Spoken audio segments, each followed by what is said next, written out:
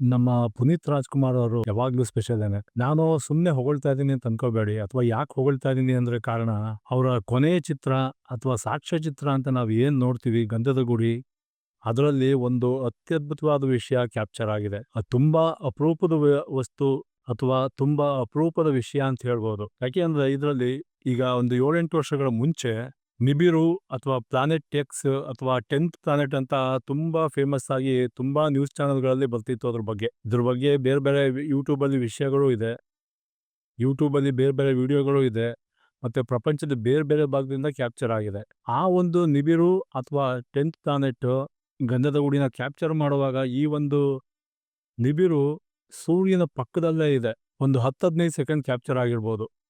ನಿಮಗೆ ನಾನು ಯಾವಾಗ ಅಂತಾನು ಹೇಳ್ತೀನಿ ಅದನ್ನ, ಎಷ್ಟು ನಿಮಿಷದಿಂದ ಎಷ್ಟು ನಿಮಿಷದವರೆಗೆ ಅಂತ. 33 ನಿಮಿಷ 20 ಸೆಕೆಂಡಿಂದ 33 ನಿಮಿಷ 25ನೇ ಸೆಕೆಂಡ್. ಈ ಸಮಯದಲ್ಲಿ ನೀವು ಗಂಧದ ಗುಡಿ ಫಿಲಂನಲ್ಲಿ ಜಾಗೃತಿಯಿಂದ ನೋಡಿ, ಸೂರ್ಯನ ಹತ್ರ ಇನ್ನೊಂದು ಆಬ್ಜೆಕ್ಟ್ ಕಾಣುತ್ತೆ. ಅದು ಸೂರ್ಯನ ತರನೇ ಕಾಣುತ್ತೆ, ಅದು ರಿಫ್ಲೆಕ್ಟ್ ಆಯ್ತಾ ಇರುತ್ತೆ. ಗಂಧದ ಗುಡಿ ಸಿನಿಮಾ ನೋಡಿದಾಗ ನನಗಂತೂ ತುಂಬಾನೇ ಸಂತೋಷ ಆಯಿತು. ಯಾಕೆ ಅಂತಂದ್ರೆ ಯಾವುದೇ ಒಂದು ಹೊಸ ಗ್ರಹ ಆಗಲಿ ಅಥವಾ ಅಪರೂಪಕ್ಕೆ ಕಾಣಸಿಗುವಂಥ ಸೆಲೆಸ್ಟಿಯಲ್ ಆಬ್ಜೆಕ್ಟ್ ಯಾವುದೇ ಆಗಿರ್ಬೋದು, ಇದು ತುಂಬ ಸಂತೋಷನೇ.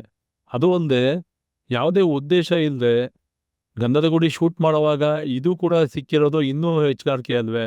ಅದಕ್ಕೋಸ್ಕರ ನಾನು ಯಾವಾಗಲೂ ನಮ್ಮ ಪುನೀತ್ ರಾಜ್ಕುಮಾರ್ ಸ್ಪೆಷಲ್ ಅಂತ ಹೇಳಿದ್ದು. ನನಗನ್ಸುತ್ತೆ ಈ ಆಕಾಶಕಾಯನ ಗಂಧದ ಗುಡಿ ಶೂಟಿಂಗ್ ಮಾಡುವಾಗಲಿ ಯಾವುದೇ ಕ್ರೂ ಮೆಂಬರ್ಸ್ ಕೂಡ ನೋಡಿಲ್ಲ ಅಂತ ಅನ್ಸುತ್ತೆ, ಮತ್ತು ಪೋಸ್ಟ್ ಪ್ರೊಡಕ್ಷನ್ ಅಲ್ಲೂ ಕೂಡ ಯಾರೇ ನೋಡಿಲ್ಲ ಇದನ್ನ.